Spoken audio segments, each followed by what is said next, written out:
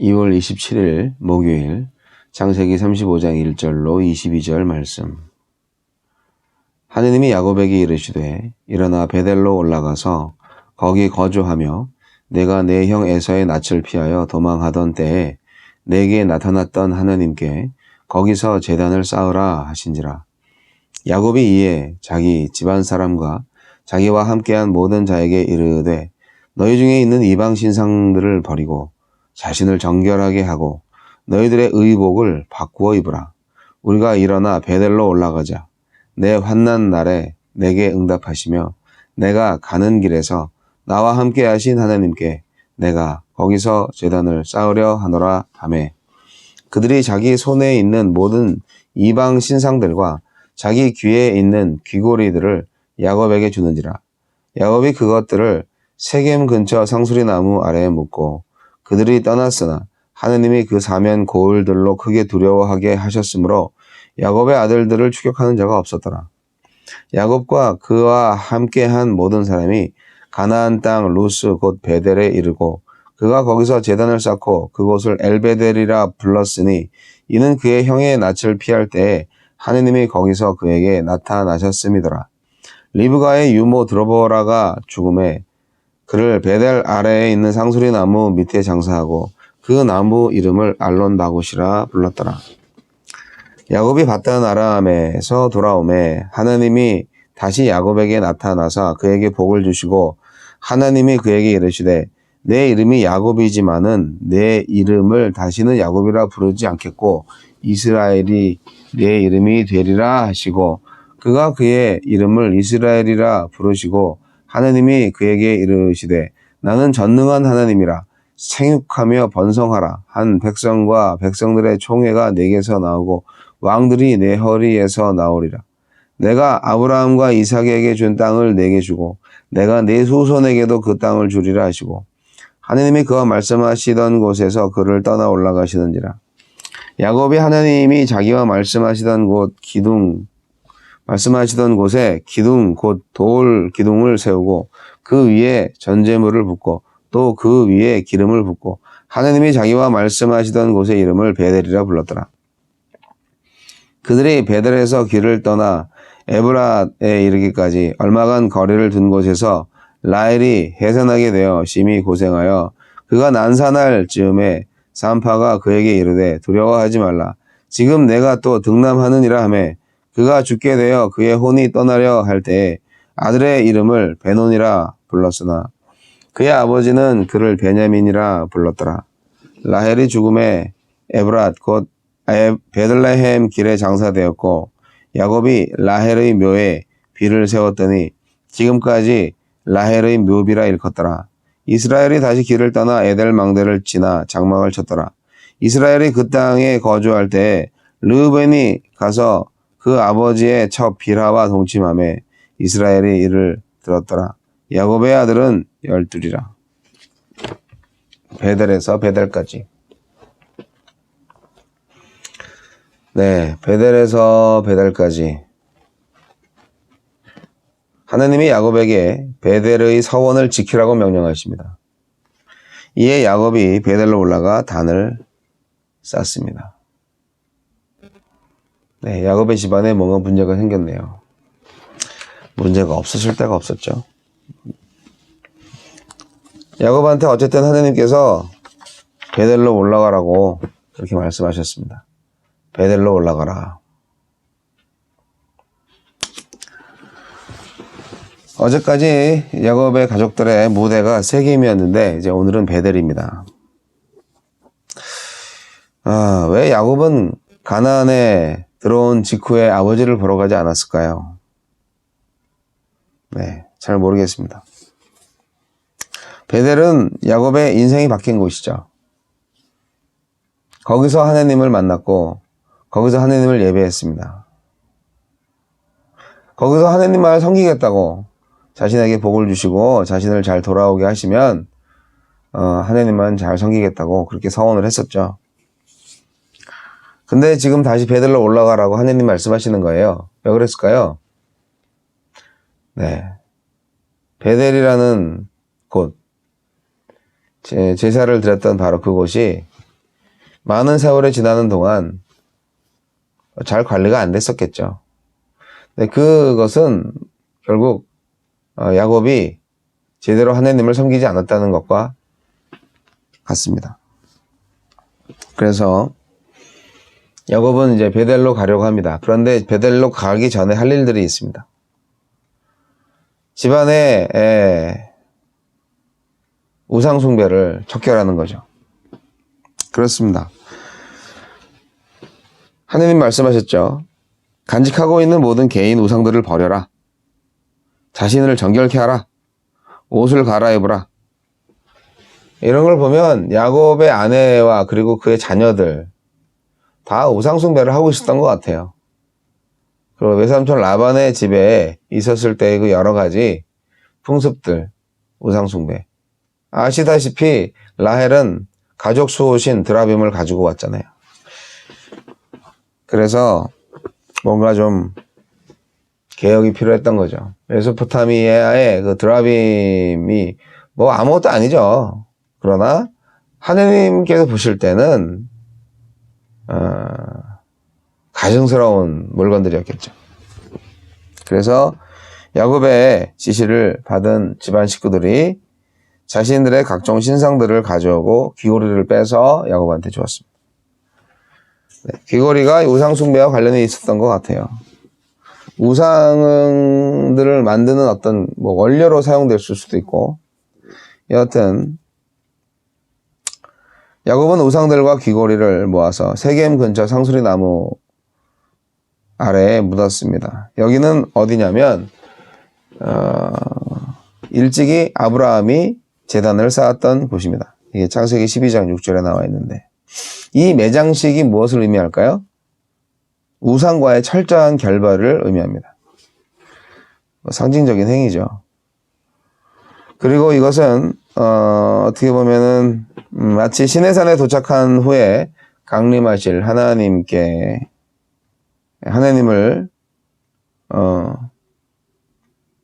보는 것 같아요.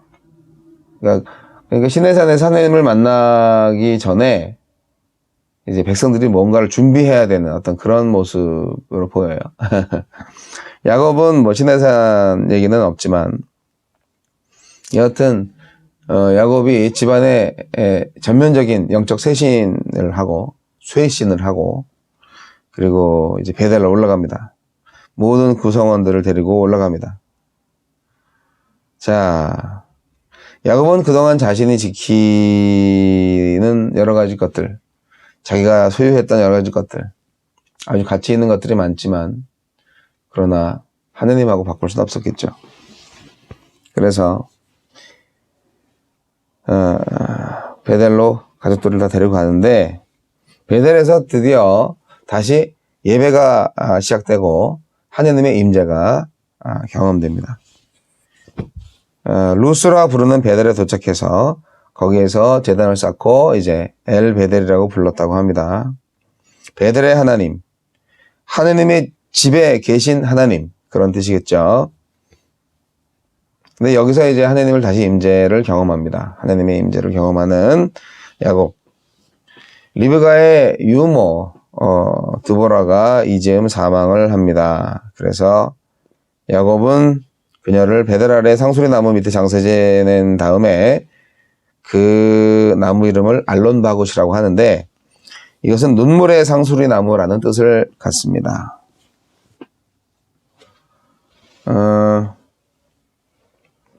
왜 갑자기 리브가가 아닌 그녀의 유모의 사망 소식이 여기에 나오는지는 잘 모르겠습니다. 리브가의 장례 소식은요, 창세기 마지막에 나옵니다. 창세기 49장에. 여하튼 드보라의 죽음이 조금 지체하게 만들지만, 여하튼 베델에서 하나님이 다시 임재하셔서 약속을 다시 주십니다. 너 이름 이스라엘이야. 생육하고 번성해라. 너에게서 한 백성과 백성들의 총회가 나올 거야. 왕들이 내 허리에서 나올 거야. 너와 내 후손에게 내 땅을 줄 거야. 네.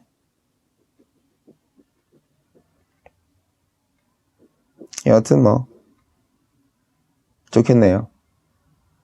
그런데 계속 야곱이 신앙생활 잘했으면은 이렇게 또 확실하게 한 번 더 굳히기로 안 하셔도 되는데 신앙생활 잘 못한 것 같아요. 이게 좀 시간이 지나면 어떤 위기가 바뀌면 다시 또 매너리즘에 빠져가지고 그래요. 그래서 항상 우리가 좀 개혁을 항상 해야 되는 거예요. 여하튼 하나님은 야곱에게 약속하십니다. 한 민족을 이룰 거다. 한 백성을 이룰 거다. 네. 야곱은 하나님이 임재하신 바로 그 자리에 다시 돌기둥을 세웁니다. 물을 붓고 또 기름을 붓고.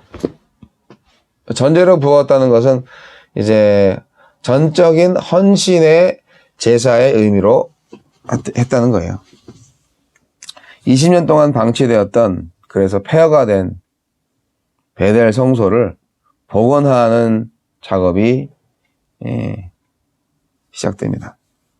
파괴되고 폐허가 된 성소의 재건축과 복원, 이것이 뭐 어찌 보면 많은 그 당시 사람들이 했던 일이에요. 아주 흔한 일입니다.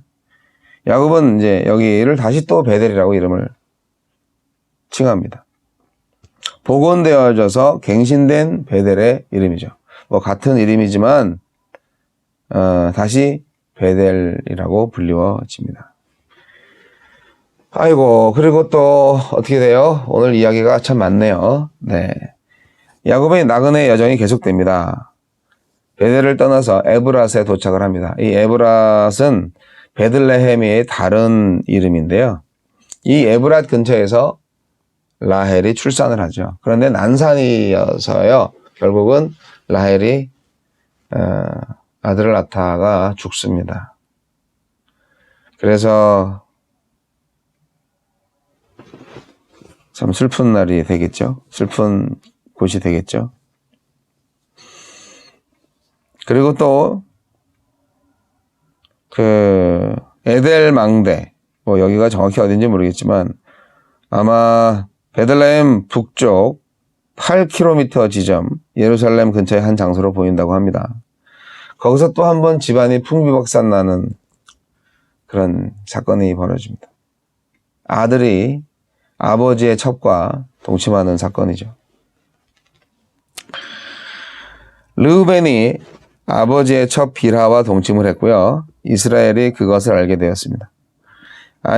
이 갱신된 지 얼마 안 된 집안에 다시 음울한 기운이 막 감도는 것 같지 않으세요? 네. 근데 이게 아마도 이게 르우벤의 범행은 정치적이었던 것 같다라고 생각을 합니다. 왜냐하면 르우벤의 의도는 이런 것이죠. 라헬의 여종 비라를 더럽혀서 라헬이 죽은 다음에 그녀가 라헬 대신 본처의 자리를 차지하지 못하게 만들려는 의도가 있다 하는 것이죠. 하지만 르우벤이 꼭 그거를 자기가 해야 되나요? 또 그런 방법으로 해야 되나요? 그건 잘못된 거죠. 르우벤도 신앙이 없어요. 아주 인간적인 사람이죠. 그래서 이 르우벤은 대가를 지불합니다. 그는 장자권을 박탈당하고 요셉이 그것을 이어받습니다. 역대상 5장 1절의 기록이죠. 야곱은 마지막 유언에서 그를 끓는 물과 같고 탁월치 못할 것이라고 예언하는데 이것은 바로 장자권의 상실을 의미하는 것입니다. 자, 사랑하는 성도 여러분, 야곱은 지체하지 않고 하나님의 말씀을 듣고 떠나는 것은 참 잘한 짓이에요. 아브라함의 그 번영의 도시 하란에서 떠날 때 그곳의 신과 문화와 부요함과 단절하고 하나님만 의존했던 것처럼 야곱도 하나님의 가족이 되려고 무던히도 애를 썼습니다. 하나님을 모시면서도요, 내 안에 버리지 않고 모아놓은 여러 가지 우상들은 없는지 돌아보시기 바랍니다. 다 버리셔야 돼요. 자녀들의 악행에 절망하고 가나안의 보복을 걱정하고 베델의 약속을 망각한 야곱, 그 자신을 자책할 때 베델의 고독 속에 야복강 나루터의 그 불안 중에 말씀하셨던 하나님이 다시 야곱을 만나 주셨습니다. 소유와 삶의 조건을 안전의 기반으로 삼는 삶의 허상을 일깨우시고 눈을 들어서 베델을 보게 하셨습니다. 하나님께서는 베델의 고지대로 올라가라고 하셨습니다. 어디로 가든지 내가 지켜줄게. 그렇게 말씀하셨죠. 하여간 참 집으로 돌아가는 길이 참 멀고 험합니다. 그 길에서 야곱은 유모의 죽음을 체험하고 또 가장 사랑하는 아내 라헬의 죽음을 경험하고 또 장자 르우벤이 서모 비라를 범하는 범죄. 하여간 야곱의 인생은 이렇게 참 바람잘 날 없어요. 사랑하는 것들을 잃거나 의지하던 것에 대한 어떤 배신감 이런 거 너무나 아프고 아이고. 하지만 그 중간에 베델의 하나님이 만나 주셨잖아요. 네. 저와 여러분에게 베델의 하나님이 찾아오십니다. 여러분의 베델은 어디입니까? 여러분 가운데 하나님 믿는다고 하면서 아직도 정리하지 못한 우상이 있다면 다 버리시고 지금 베델로 올라가시기 바랍니다.